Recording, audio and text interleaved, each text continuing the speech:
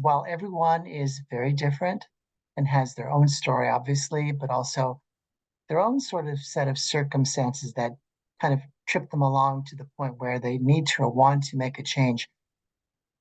What are some of the common themes that you have picked up on, specifically some of the common obstacles, things that people either tell themselves or they perceive are real and stop them from forward motion? One thing that occurs to me, and we can kind of talk through it and other things, is it seems that after 10, 20, 30 years of telling a certain story about yourself, it's really difficult for a lot of, not most executives, to tell a better or different story because it's what they've always told. It's the rank, name, file, serial number, however that goes. I know I got that wrong. I'm not military, but that's sort of very standard, cut and dry. This is it. It's structured, and don't ask me any questions because I just told you kind of story. Do you find that that is a familiar experience for you when you come across executives who want to get to their point B? Mark, you're nodding. Let's start with you, and I'll go around the room a bit. Yeah, not seeing the forest for the trees in your professional career is quite common. I mean, you're in the midst of that you have it so it's rote, and that's where it takes fresh perspective. And I guess it's the same reason why a good attorney doesn't represent themselves. It's objectivity, and you really need someone who has that arm's length, looks at you, and hears maybe how you tell your story, but all your other information, and then pick the pieces in a way that one would have not imagined being able to do that themselves. So it's hard. And it's interesting, we get a chance to work with all types of executives. And I'm amazed at the number of marketing executives who are branding experts, who get paid big bucks, the brand companies. And when we ask them, what's your brand? And after many seconds of silence, there's laughter, and they say, I can't do it. So it's that objectivity that's often the barrier, that it's hard to do it for yourself. Even if you're an expert, it's very hard to do it yourself. That's one of the things that I come Yeah. across. Sandra, I know you're nodding. What would you like to add to what Mark just said? Well, not all marketing executives don't understand the fact that they can't see their own value proposition. Some of them know it. And I remember I was I was on a call with a chief marketing officer of a brand that, if I told you, you'd know it.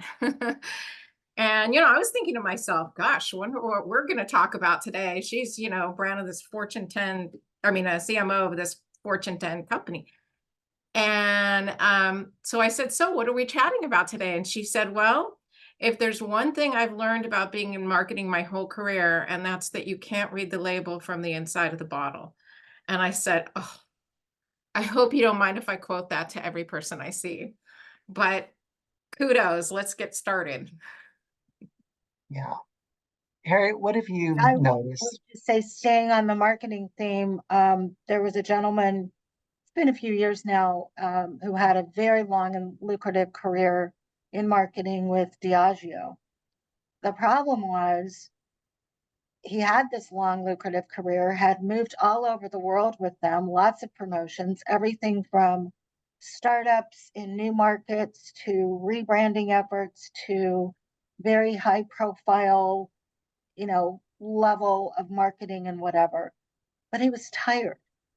He didn't want to do that anymore. So it ended up being more of okay, what can we say about you and leverage what you've done without highlighting your full story as the value that you bring that will help you attract the smaller, early stage companies that suits you.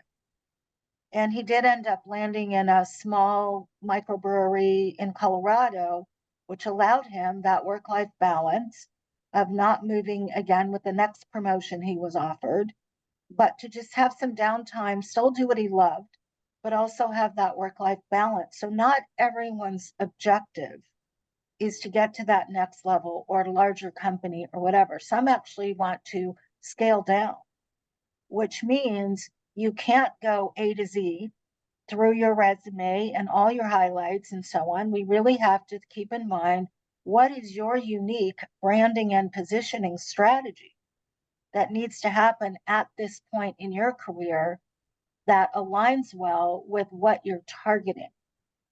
So it's leveraging your past, but marketing your potential versus marketing your full past. Right. And if I might just pick up on one of the points Harriet just mentioned, a value is not a value unless it's needed and wanted by the buyer. So you could be, very objective and, pull out, here's my value, but in fact, is it differentiated? And what we find, unless you're out there all the time calibrating of what the need is, and then how people are articulating that, with all good intent, you may sound like everybody else. And that's, again, another thing of really being clear of what's current in the market, what would make you stand out in the crowd, and thus a need meets your value. And that's why that's, again, very hard to do it for yourself if you haven't looked for another opportunity in the last year or too many years. It's a moving target, and you got to really be on what's current today. And to build on that, the story I was telling, that's exactly what the problem was. He was so used to telling his full story, and he was offering too much and overwhelming people about how could this person possibly be interested in doing something different. But when we focused in on the nugget of that startup new market opportunity that he'd been involved with, that was the value that was relevant to this potential organization, that he had done that work. It wasn't all the awards that had been won and all that sort of thing. They were too small, but they really liked sort of what happened in that scenario in his career and how he went about doing that, which is really what landed him the job.